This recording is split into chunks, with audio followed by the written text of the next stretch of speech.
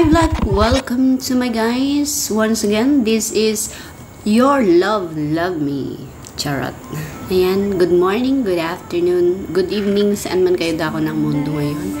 Ayan ang aking updating our roofing ngayong araw na ito. So, heto na guys, naglalagay na tayo ng pang-roofing. So, as you can see, sa lahat ng quality lahat yung mga pinalagay ko dyan guys, para hindi basta-basta matangay ng typhoon.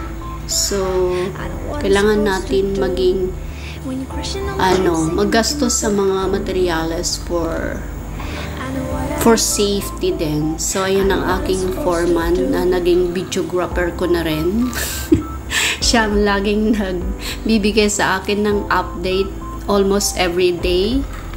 So, ngayon dahil walang ulan at walang bagyo ngayon dyan sa Pilipinas, kaya sila ay nakapagpatuloy na magtrabaho. So, every day guys, meron tayong ayan. Kikita nyo yan guys, yung aking kapitbahay yan. So, mataas po ang ating second floor. Sobrang, titingalahin.